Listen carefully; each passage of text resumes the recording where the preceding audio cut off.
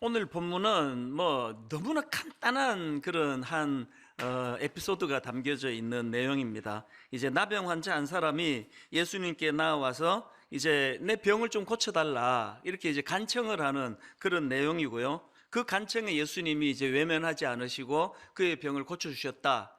딱 그 짧은 그 한 사건을 담고 있는 내용인데요. 저는 오늘 이 본문을 묵상하다가 언젠가 봤던 그 기사입니다. 영국에서 이 외로움 담당 장관이 생겼다. 그런 기사 아마 보신 분이 많으실 텐데요. 그 외로움을 담당하는 장관이 뭐냐? 참 흥미롭게 봤던 기억이 있습니다. 그 기사에는 영국이 왜 이렇게까지 해야 되는지에 대한 이제 설명들도 곁들여 있었는데요. 현재 영국에서 이 고독으로 인해서 고통을 겪는 사람이 900만 명에 달한다는 겁니다. 어마어마한 사람들이 지금 이 고독이라는 그런 것 때문에 고통하고 있고요. 그런가 하면은 그 기사에서 이제 연구 결과 하나를 인용을 하는데요. 이 고독으로 겪는 고통이 얼마나 이게 치명적인가 하면은 이 사회적 단절로 인해 생기는 고독과 외로움의 고통이 어떤 사람이 매일 담배를 하루 15개 피를 피우는 것만큼이나 건강에 해롭다. 이게 이제 얼마나 그 사람에게 이게 해로운 건가를 강조하는 그런 연구 결과 아니겠습니까? 그래서 이제 이 격리로 인한 고독과 외로움이 그만큼 이게 악영향을 미치는데 수많은 현대인들이, 그래서 영국에 이렇게 고통하는 사람이 900만 명이나 되는데 아니 어떻게 외로움 담당 장관을 세우지 않을 수가 있겠느냐, 그런 내용이 이제 기사에 있었는데요. 제가 오늘 본문을 묵상을 하다가 왜 그 기사가 떠올랐냐 하니까 이 나병 환자와 관련된 레위기 13장 45절 46절 말씀입니다. 나병 환자는 옷을 찢고 머리를 풀며 윗입술을 가리고 외치기를 부정하다 부정하다 할 것이요 병 있는 날 동안은 늘 부정할 것이라. 그가 부정한즉 혼자 살되 진영 밖에서 살지니라. 그래서 저는 이 성경에 나오는 나병 환자에 대한 이미지 하면은 이게 이 격리, 혼자 살되 진영 밖에서 살지니라. 이런 점에서 이제 오늘 본문에 예수님을 찾아온 나병 환자가 가졌던 고통이 한 몇 가지 되겠다, 이거 추측해 볼 수가 있는데요. 그 첫 번째 고통이 고독입니다. 외로움입니다. 그 나병에 걸린 환자 입장에서 지금이야말로 진짜 그 부모의 위로가, 또 형제들 또 가족들의 격려가 절실히 필요한 때 아닙니까?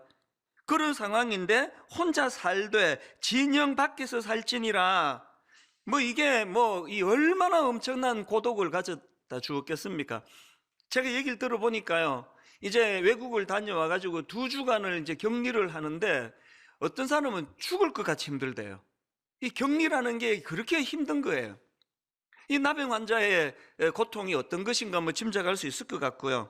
또 그런가 하면은 이 나병 환자들이 이 사람에게 나아갈 때는 손으로 윗입술을 가리고 부정하다 부정하다 이런 것들을 외쳐야 되니까 자존감이 다 무너지는 거 아닙니까? 얼마나 수치스러웠겠냐고요. 그리고 미루어 짐작해 볼 수 있는 건 오늘이나 그때나 알지도 못하면서 함부로 정죄하는 사람이 얼마나 많았겠습니까? 무슨 짓을 저질렀길래 저런 저주받은 병에 걸렸냐고. 그 수치심은 이루 말로 다 못했을 것 같습니다. 그런가 하면은 또 한 가지, 그 당시 나병은 불치의 병으로 알려진 병이니까 그들이 가진 절망적인 고통이 뭐겠습니까? 장래에 대한 두려움이에요. 희망이 없는 거 아닙니까? 오늘 본문에서 절박하게 예수님을 찾아 호소하는 이 나병 환자가 갖고 있었던 이런 삼중고, 세 가지 겹치는 고통이 그런 절박함으로 예수님을 찾게 만드는 도구가 됐는데요. 그래서 이제 오늘 본문에 보면은 예수님께서 이런 아픔을 가진 나병 환자를 외면하지 않으시고 그를 고쳐주셨다. 이게 참 간단한 내용이지만 저는 지난 몇 주 동안에 이 말씀에서 나오는 정말 깊은 묵상을 하며 혼자서 은혜를 많이 받았습니다. 오늘 이 본문 속에서 왜 그렇게 제가 이게 오늘 우리 성도님들과 또 저와 현대인들에게 너무나 절실한 말씀이라 그런 생각을 하게 됐냐 하니까, 제가 방금 이 나병 환자가 3중의 고통에 빠졌을 것이라고 그런 말씀을 드리지 않았습니까? 이게 딱 우리 현대인들의 모습 같은 거예요. 이 고립으로 인한 외로움의 문제, 이 우리 문제 아닙니까? 점점 인터넷은 발달이 되고 SNS를 통해서 아는 사람은 뭐 초등학교 동창 다 찾아내고 뭐 이민 간 사람 다 불러내 교제하고 다 하는데, 계속 들려지는 분석들을 보면은 현대인들이 점점 고독해진다는 겁니다. 또 그런가 하면은 이 무너져 버린 자존심, 이 상한 수치심, 너무나 많은 분들이 이런 상한 감정으로부터 치유받지를 못해 고통한다는 걸 저는 너무 잘 알고 있거든요. 또 그런가 하면은 이 장래에 대한 두려움은 오늘 본문의 나병 환자만의 문제가 아닙니다. 코로나를 겪으니까 제일 우리를 힘들게 하는 게 이게 도대체 언제 끝나는 거냐는 거 아닙니까? 그러니까 이런 면에서 보니까 이 본문에 참 절박하게 주님께 부르짖는 그 나병 환자가 이 남의 이야기 같지가 않고, 이게 우리 교회의 그 김 집사님 얘기 같고 박 권사님 얘기 같으니까, 어떤 면에서는 이게 또 저의 모습을 보는 것 같으니까 굉장히 많은 마음이 여기에 담겨지는 것을 제가 경험했습니다. 그런가 하면은 제가 오늘 본문을 주목한 또 다른 중요한 포인트가 하나 있는데요, 제가 발견한 이 문장 한마디 때문입니다. 41절을 보십시오. 예수께서 불쌍히 여기사 손을 내밀어 그에게 대시며 이르시되 내가 원하오니 깨끗함을 받으라. 제가 주목했던 이 포인트입니다. 손을 내밀어 그에게 대시며 이르시되. 아니, 왜 예수님은 그 말씀으로도 고칠 수 있지 않습니까? 그리고 성경에 보면 실질적으로 사복음서에서 말씀만으로 고치신 케이스가 또 많이 나오지 않습니까? 그런데 왜 예수님은 굳이 이 부정한 병으로 알려진 이 나병에 걸리면 격리를 시켜야 될 만큼 이것이 이 격리돼야 되는 이런 병을 가진 환자에게 굳이 손을 뻗어가지고 그 몸에 손을 대시면서 병을 고쳐주셨는가? 오늘 다루고 싶은 포인트가 바로 이 문제예요. 예수 왜 그러셨을까?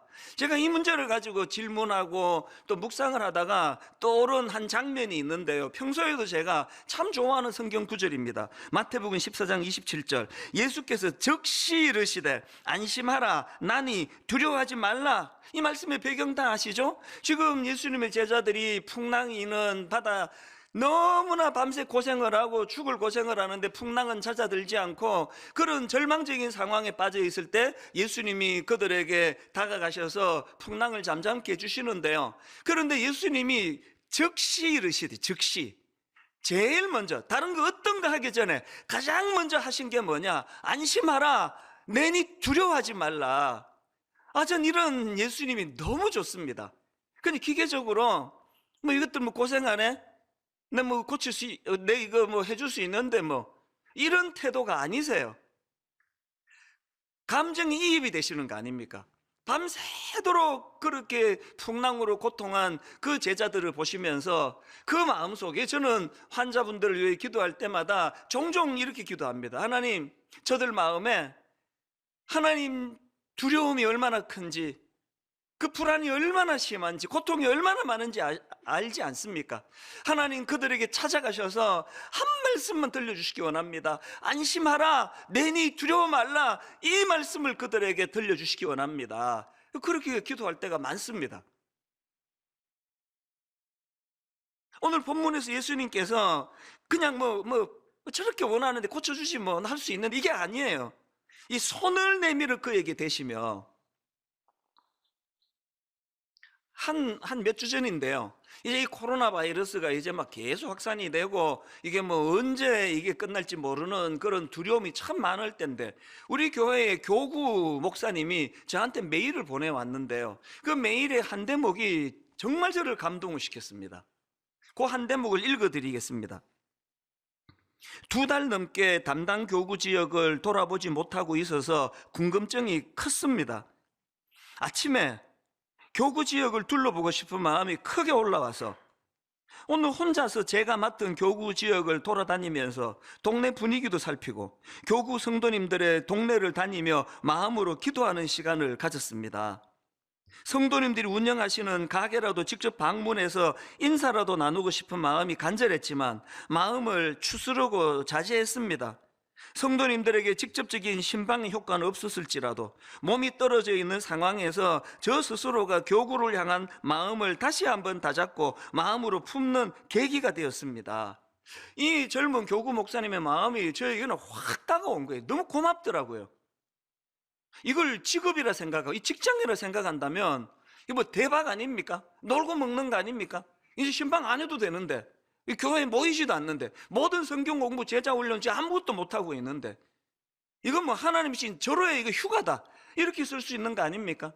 그런데 이 젊은 목사님이 저를 감동시켰던 건 그런 마음이 아니에요. 그 애틋한 마음, 그 신방을 해야 되는데, 지금 가격 어려운 성도님 그 가정에 가서 기도해 드려야 되는데, 그 마음이 너무 애틋하니까 뭐 사람 만날 수 없는 거 알지만 그 동네를 빙빙 돌면서 그 모습이 너무 감동이 되는 겁니다.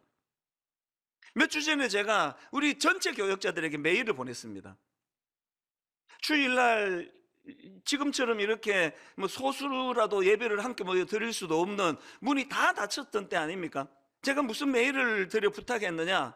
주일학교는 자기가 담당하는 부서에 가서, 청년부는 자기가 담당하는 그 자리에 가서 1시간 정도는 기도 좀 해라.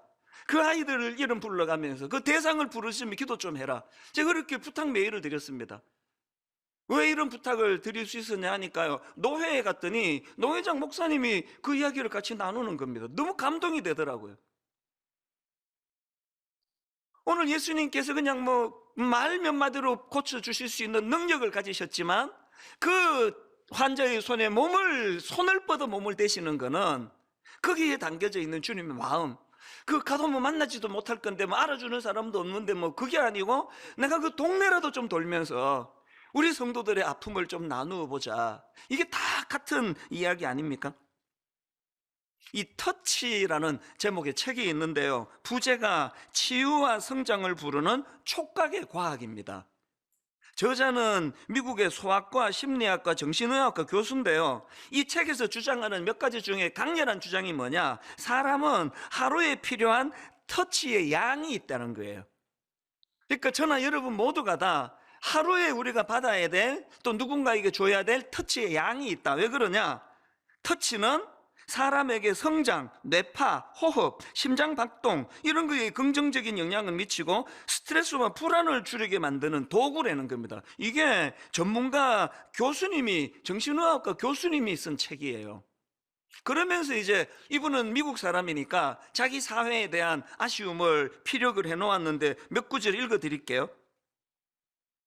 터치가 지닌 결정적으로 중요한 기능이 많은데도 불구하고 적어도 미국에서는 어린이의 대부분이 아주 어린 나이에 자신의 터치 행위를 제한하도록 사회화한다.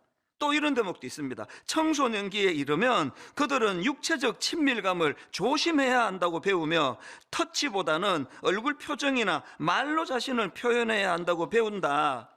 아니 난 너무 화가 나는 거예요. 이게 그 못된 그 인간들 때문에, 성추행하고 이런 인간들 때문에 온통 교육이라는 게 이걸 다 죽여놓는 거예요. 그래서 절대로 모르는 사람이 너한테 다가가고 뭐 손을 잡거나 이런 거 용납하지 마라. 이게 미국에서 가르치는 일이라는데 우리나라는 안 그렇습니까? 어디?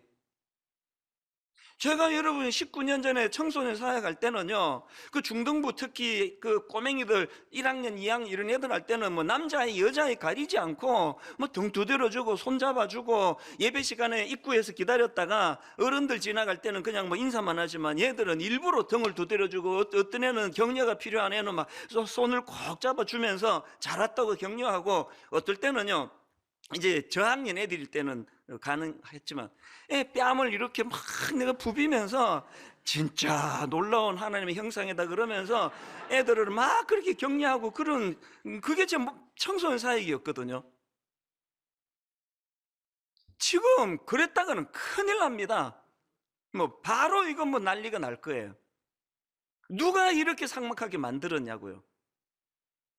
그 저는 지금도 이제 계속 우리 아이들을 보면은 등 두드려주고 했던 게 습관이 돼가지고요, 지금도 우리 교회 직원들을 보면은 이게 습관이에요. 손이 무의식적으로 나가요. 한 번은 제 아내하고 이제 같이 있는데 우리 청년 직원이 있어 만나가지고 이렇게 어깨를 툭 두드려줬더니 그 청년 가고 나서 저보고 경고를 하더라고요.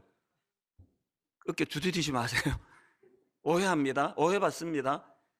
아, 근데 그 말이 참 슬프더라고요. 또 부인할 수가 없으니까.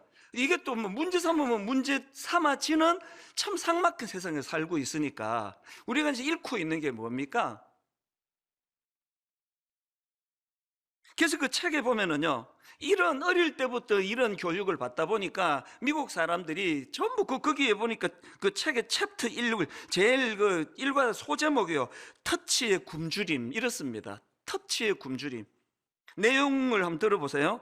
그렇지만 이상하게도 어른으로서 우리는 상당히 개인적이고 감상적인 방식으로 터치에 대해 말한다. 너의 말이 나를 깊게 터치했어. 그리고 또 이런 그 터치에 굶주린 미국 사람들을 그 대상으로 한 그 광고, 텔레비전 광고가 그걸 반영한다는 겁니다. 그러면서 예를 들기를 미국의 AT&T라는 광고 회사가 있지 않습니까? 그 광고 회사에 그 이런 내용이 있답니다. 손을 뻗어 누군가를 터치하라. 이게 지금 이 터치에 목마른 사람들을 겨냥한 광고 아닙니까? 또 잔슨앤잔슨이라는 로션 만드는 회사의 광고 문구도 이런 광고가 있답니다. 그들의 오늘을 터치하라. 그들의 내일을 터치하라. 이게 전부 지금 터치에 굶주려져 있는 미국 사람들, 현대인들의 모습을 지금 반영한 거 아니냐. 그 책에서 이런 내용을 다루고 있는 거거든요. 이런 점에서 저는요, 오늘 이 본문 말씀에 그 예수님의 참 그 상실감에 빠져 있는, 그리고 격리로 인한 고독과 외로움에 굶주려 있는 그 나병 환자를 터치해 주시는 그 주님을 보면서요, 제가 이 본문을 묵상하다가 헨리 나우엔이 쓴 책입니다. 돌봄의 영성이라는 그 책에 나오는 한 대목을요, 내가 옮겨 적어가지고 요즘에 이거를 제가 들여다보고 묵상을 하고 있습니다. 그 책에 어떤 내용이냐, 화면으로도 부탁을 드렸는데요, 이런 내용입니다. 당신의 고통이 보입니다. 내가 그 고통을 없애줄 수는 없지만, 당신을 혼자 두지 않겠습니다. 저는 이게 우리 예수 믿는 사람들이 구호라고 생각을 합니다. 당신의 고통이 보입니다. 내가 그 고통을 없앨 수는 없지만 당신을 혼자 두지 않겠습니다. 오늘 저와 여러분이 정말 우리가 이런 저 책에 나와 있는 그 메시지와 같은 삶을 노력을 하셔야 되는데요, 그러기 위해서 오늘 이 41절에서 예수께서 불쌍히 여기사 손을 내밀어 그에게 대시며 이르시되, 이 은혜를 갈망해야 된다는 사실입니다. 이제 좀 더 구체적으로 이렇게 예수님께서 말씀만으로도 충분하신데 손을 뻗어 그를 그 터치하셨던 예수님의 이 모습을 좀 더 분석하기를 원하는데요, 이 예수님의 터치가 어떻게 가능했나, 이 두 가지 전제를 제가 발견을 한 겁니다. 두 가지 전제 중에 첫 번째 전제가 뭐냐, 예수님의 터치가 어떻게 가능했나, 그것은요, 예수님의 동정심으로 인한 감정이입이 있었기 때문입니다. 자, 41절을 자세히 한번 보십시오. 예수께서 불쌍히 여기사, 그래서 나온 게 손을 내밀어 그에게 대시며 이르시되예요. 예수님의 불쌍히 여기사, 이게 동역이 있었기 때문에 손을 내밀어 그를 터치할 수 있었다는 겁니다. 근데 저게요, 우리말 성경으로 번역이 조금 약합니다. 여기 나와 있는 불쌍히 여기사 이렇게 번역하기에는 이게 굉장히 센 단어예요. 헬라어로 여기 나와 있는 불쌍히 여기사는 스플랑크니조마이라는 단어인데요, 이 단어의 어원인 스플랑크노는 내장, 심장, 폐, 이런 장기를 뜻하는 단어예요. 그러니까 여기 나오는 예수께서 불쌍히 여기사, 이 말을 뭐 조금 더 그 헬라어에 가깝게 번역을 한다면 이렇게 하셔야 돼, 번역을. 예수께서 억장이 무너지는 아픔으로 그를 불쌍히 여기사예요. 그냥 뭐 아이고 참 안 됐네 뭐 이거 아니에요. 억장이 무너지는 거예요. 내 심장이 그것 때문에 아픔을 느끼는, 그게 그를 터치하게 만들었다는 겁니다. 제가 여기에 1번에 그 큰 제목을 두 단어로 썼잖아요. 동정심으로 인한 동정심, 그 다음에 감정이입. 제가 이 사전을 찾아봤거든요. 동정심이라는 단어가 사전적 의미로 이렇게 해석이 됩니다. 남의 어려운 처지를 안타깝게 여기는 마음, 이게 동정심이고요. 그런가 하면 감정이입은 사전적 의미로 다른 사람의 감정을 이해하는 능력. 저는 참 한 가지 우리나라에서 안타까운 게 하나 있는데요, 이 동정심이 주로 나쁠 때 쓰여진다는 거예요. 막 화날 때, 너 지금 나 동정하는 거야? 이럴 때 쓰잖아요. 그래서 뭐 내가 저 사람한테 뭐 동정심을 가지고 이렇게 표현하면 큰일 납니다. 이게 굉장히 슬퍼요. 이 동정심을 이렇게 나쁠 때 써버렸기 때문에 감정이입이 잘 안 일어나는 겁니다. 사실은요, 우리 한국 교회가, 한국 사회가 진짜 회복해야 되는 건 동정심입니다. 남의 어려운 처지를 안타깝게 여기는 마음. 목회 잘하기 위해서는 담임 목사가 성도들에게 동정을 받아야 돼요. 아이고, 보니까 뭐 지나 내나 다를 것도 없는데 저렇게 무거운 직책을 받아가지고 정말 고생 많이 한다. 불쌍하게 여기시면 그 목회 성공입니다. 집사님, 제가 불쌍하게 보이세요? 그러면 저 성공한 거예요. 아닌 것 같아. 그냥 뭐 큰 거에 해가지고 저 기름기 좀 봐, 얼굴에 저거 잘잘 흐르네 저거. 그거 목회 실패한 거예요. 여러분, 제가 몇 주 전에 이 사회가 아버지 부재의 시대라 그러는데요. 그 사회의 문제도 많지만 아버지 잘못이 커요. 우리는 어릴 때부터 자꾸 아버지를 권위로 생각하잖아요. 저는 요즘에 소원이 하나 있습니다. 우리한테 제가 불쌍하게 보이는 우리 아들한테, 난 우리 딸이 날 좀 불쌍하게 봤으면 좋겠어요. 부부관계의 결정적인 회복의 첫 단추는요, 배우자가 불쌍해지기 시작할 때예요. 그러니까 저는 제 아내에게 정말 내가 동정받기를 원해요. 아이고, 이 인간이 내가 30년 전부터 봐서 아는데 실력도 없고 그러면서 그냥 어떻게 이 큰 걸 맡아가지고 오늘도 저 얼마나 힘들겠냐고. 그냥 하루 일과를 마치고 집에 가면은 막 쌩쌩하다고도 문 열고 들어 미루고 들어가요. 난 우리 집사람에게 동정받고 싶어가지고 쌩쌩하게 들어가지 않아요. 사실은 쌩쌩한데 죽을 것 같아 막 그러면서. 부부가요, 동정을 받으면 그 관계 끝입니다. 뭘 용서하지 못하겠냐고요. 불쌍한데. 오늘 우리 사회가 이 동정심을 죽여놓은 사회이기 때문에, 그래서 누가 여러분 보고 막 화내면서 지금 너 나 동정하는 거지 그러면 할렐루야 정확하게 받습니다 그러시면 맞아요. 동정심을 회복해야 된다니까요. 최근에 그 아파트 경비원 자살 사건 아시잖아요. 그 경비원이 그 입주민에게 폭행을 당하고 끔찍한 일을 당했다, 그렇게 유서를 쓰고 자살을 했는데요. 그것도 제가 참 마음이 아팠지만 저는 그 다음에 뉴스를 보다가 눈물이 그릉그릉해졌습니다. 뉴스 보면서 그렇게 마음이 끌려는 거 근래 처음이에요. 그게 뭐냐, 그 입주민들이 말이에요, 참 이 경비 아저씨에 대하여 마음의 미안함을 가지고 그를 위하여 막 플랜카드를 써놓고 편하게, 이제 안 믿는 사람들이니까 다음 세상에서는 편하게 사시라고 그런 마음을 가지고, 심지어는 그 촛불을 들고 그분을 같이 그렇게 참 그리워하는 그 뉴스를 보는데 막 눈물이 나더라고요. 아, 우리나라 삭막하다 그러지만 아직 희망이 있다. 교회가 이런 곳이어야 되는 거 아닙니까? 우리가 이걸 회복해야 되는데, 그러기 위해서는요, 히브리서 4장 15절을 잊으시면 안 됩니다. 우리에게 있는 대제사장은 우리의 연약함을 동정하지 못하시리가 아니요. 그 나병 환자처럼 우리가 먼저 이 주님의 동정을 받아야 돼요.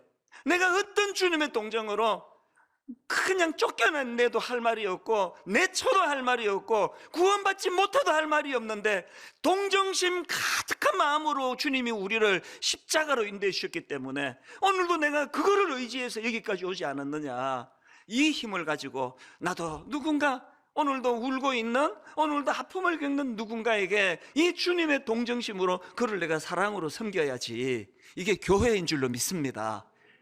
그런가 하면은 두 번째가 더 중요합니다. 예수님의 터치가 어떻게 가능했는지 아십니까? 그것은요, 치유 능력에 대한 예수님의 자신감 때문에 그렇습니다.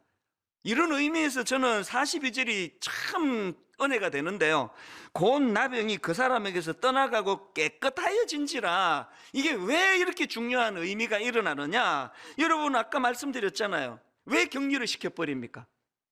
부정해질까 봐. 요즘에 제가요, 옮겨 적어놓고 묵상하는 그 문장 몇 개가 있는데 그 중에 하나는 고신대 우병웅 교수가 쓴 글인데요, 내용이 이렇습니다. 화면으로도 좀 부탁을 드렸는데 보십시오. 유대교가 접촉을 통해 부정해지는 종교라면 기독교는 접촉을 통해 거룩해지는 종교이다. 이거요, 이 여러분 다 옮겨주기고 다 묵상하셔야 될 내용이에요.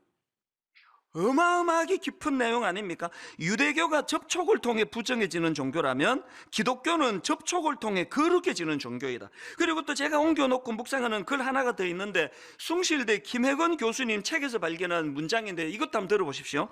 유대교가 그토록 집착했던 깨끗함은 복잡한 정결 예법과 율법 준수를 통해서가 아니라 예수님의 동정심과 그 동정심 가득 찬 접촉을 통해서 일어납니다. 너무 내 마음에 와닿고 너무 마음에 가책을 느끼는 글이에요.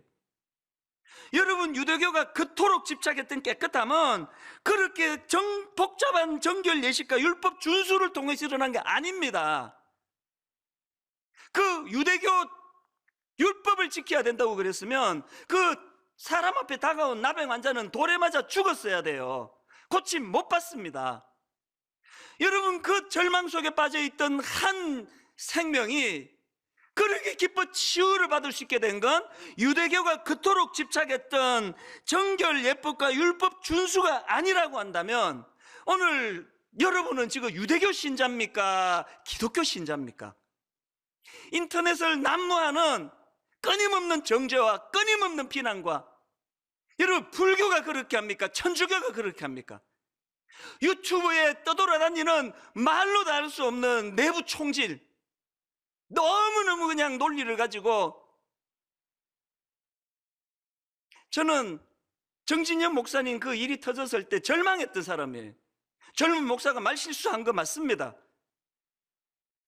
애쓰는 분들 기분 상하게 한 거 맞습니다. 근데 그걸 목사 면직시켜라고까지 항의할 정도라고 생각하지는 않거든요. 만약에 오늘과 같은 논리라면요, 오늘 본문에 나오는 나병 환자는 돌에 맞아 죽는 게 너무나 정확한 공의예요. 그게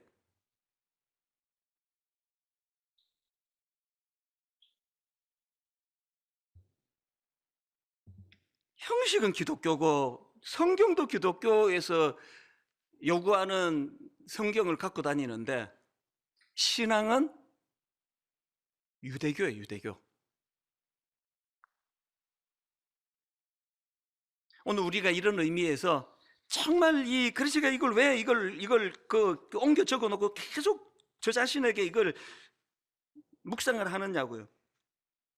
유대교가 그토록 집착했던 깨끗함은 복잡한 정결 예법과 율법 준수를 통해서가 아니라 예수님의 동정심과 그 동정심 가득 찬 접촉을 통해서 일어난다고 한다면, 오늘 교회가 살아날 수 있는 유일한 비결은 바로 이 내용을 집대성해 놓은 한 도구, 십자가 앞으로 가야 돼요.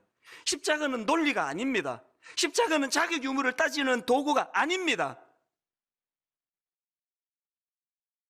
그 은혜를 먼저 우리가 경험하고, 그리고는 우리가 오늘 세상 곳곳 썩은 곳을 다니면서 우리가 그것을 터치할 때 그것 때문에 내가 악해지는 게 아니라 나의 하나님의 이 거룩하게 인정해 주신 은혜로 말미암아 그것들을 깨끗하게 만드는, 그래서 이런 말 흔히들 하잖아요. 어둠을 탓하지 말고 한 자루의 촛불을 들어라.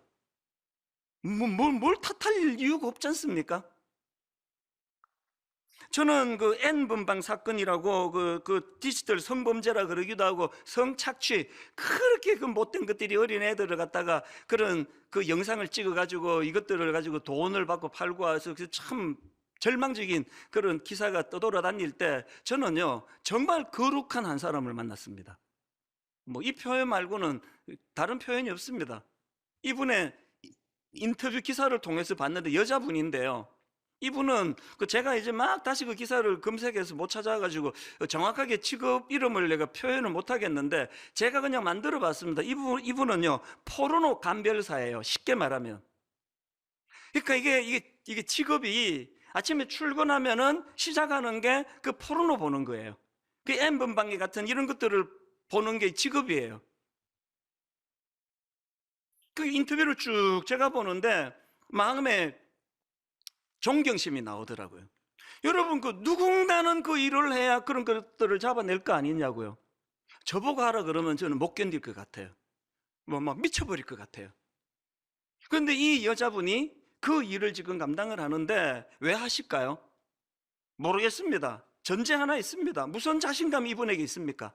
내가 이딴 거 100년을 봐도, 내가 이런 거에 영향을 받아 난 더러워지지 않는다. 그 확신이 있으니까 그 직업을 계속 갖는 거 아닙니까? 젊은 청년들, 젊은 크리스찬들, 한국의 소망은 여러분에게 있습니다. 오늘 이 젊은 청년들에게 내가 눈물로 호소합니다.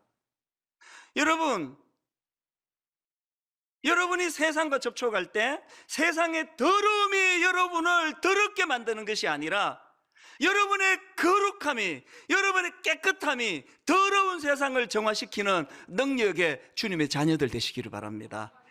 주님께서 그 자신감이 있으셨기 때문에 터치할 수 있는 거예요. 그 자신감이 없으면 하실 수 있습니까? 더럽혀지는데. 그래서 저는 오늘 간단하게 두 가지 적용, 기도 제목, 또 마음의 소원, 그 두 가지를 제가 사모하며 두 가지로 나누기 원하는데, 첫째로는요, 여러분 우리 모두가 다 이 예수님의 터치를 사모하셔야 됩니다. 오늘 이 나병 환자의 절실함이요, 여러분 이게 잘못하면 이게 돌에 맞아 죽는 일이에요. 이거 목숨 걸지 않으면 할 수 없는 일입니다. 그런데 내가 그냥 이렇게 사는 것보다 차라리 내가 한번 깨끗함을 시도하다가 돌에 맞아 죽는 게 낫지, 나 이렇게는 못 살겠다.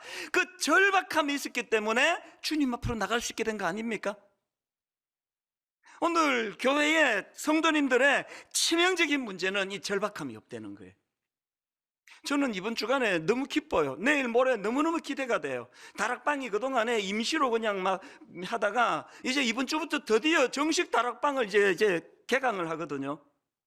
어제 우리 남녀 직장인 순장님들과 함께 다락방 그 공과를 같이 나누고 우리 교구 목사님과 나누는데, 하루 종일 저에게 우리 교구 목사님이 들려주는 너무너무 가슴 벅찬, 이제야 숨을 쉴 것 같습니다, 이제 순장 모임을 가지니 이제 좀 살 것 같습니다.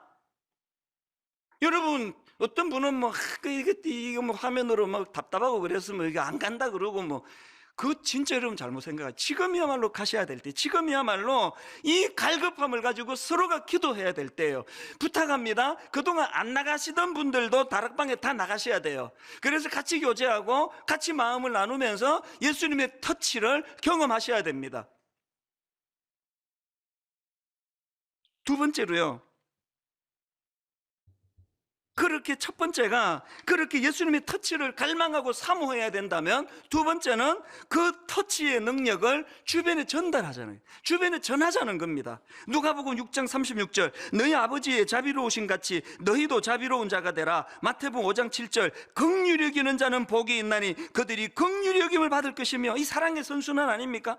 내가 먼저 하나님 아버지의 자비로우심으로 말미암아 거룩한 주님의 자녀가 됐으니 나도 연약 그 누군가를 향하여 이 긍휼을 내가 흘려보내줘야 되겠다. 그랬더니 또 긍휼을 베푸는 자에게 주님의 긍휼하심이 또 일어나는 게 이 사랑의 선순환입니다. 그런가 하면 다시 부탁하는데요, 다락방 모임에 그 컴퓨터 화면으로 얼굴 10개 쪼개가지고 내 답답해가지고 안 간다고. 조금만 지나면 익숙해집니다. 그리고 또 지금 애들이 학교를 안 가가지고, 학교 안 가면 옆에 앉혀놓고 하세요. 그냥 걔가 뭐라 그럽니까? 어떻게 해서든 핑계 대지 말고 같이 모여. 그런가 하면은 마지막으로 저는 가평 우리 마을, 지난 화요일 날 우리 교역자들한테 내가 이런 이야기를 했어. 이찬수 목사가 꿈이 하나 있는데, 가평 우리 마을은 그냥 꿈은 딱 하나다. 우리 성도님들이 이 메마르고 각박한 세상을 살다가 한 1년, 2년 지나고 6개월 지나고 나면 내가 답답해 못 살겠다. 가평 우리 마을에 한번 또 다녀올 때가 됐네. 저는 가평 우리 마을이 이런 마을이 되기를 원합니다. 복잡한 거 무슨 현란한 거 없습니다. 그냥 이제 내가 거기 한번 다녀와야 되겠다. 그래서 여러분 좋은 아이디어를 계속 좀 구하는 거거든요. 어떻게 하면은 가평 우리 마을이 그런 마을이 될 수 있을지.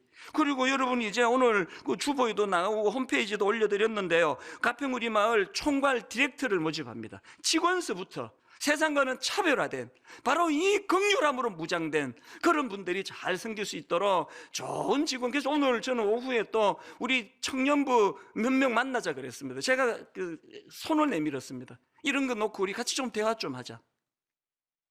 결론을 냈습니다. 찬양 하나만 소개해드리고 마치기 원하는데요.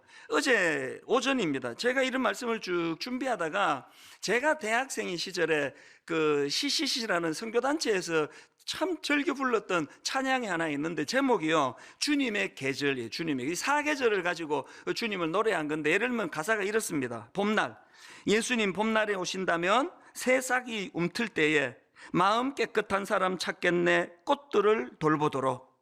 여름, 예수님 여름에 오신다면 태양이 뜨거울 때 사랑 넘치는 사람 찾겠네, 온 세상 녹이도록. 가을, 예수님 가을에 오신다면 오곡이 익어갈 때 마음 성실한 사람 찾겠네, 열매를 거두도록. 어제 아침에 마음을 먹먹하게 만든 건 겨울이에요. 예수님 겨울에 오신다면 온 세상 차가울 때 마음 따뜻한 사람 찾겠네, 추위를 녹이도록. 오 주를 찬양하세, 고난의 겨울에 우리 찾으러 오신다네. 지금이 겨울 아닙니까? 조금 전에도 연로하신 권사님이 기도 부탁하러 오셨는데 병원은 못 가고 계셔요. 너무너무 힘드시니까.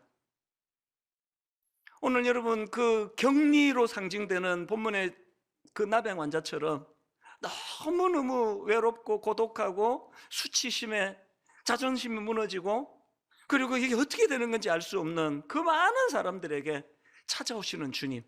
그런데 예수님은 그런 은혜로 변화된 우리를, 주님 겨울에 오신다면 마음 따뜻한 사람을 찾겠네. 마음 따뜻한 사람, 어떤 사람입니까? 아까 읽어드린 거, 당신의 고통이 보입니다. 내가 그 고통을 없애줄 수는 없지만 당신을 혼자 두지 않겠습니다. 이 따뜻한 사람이에요.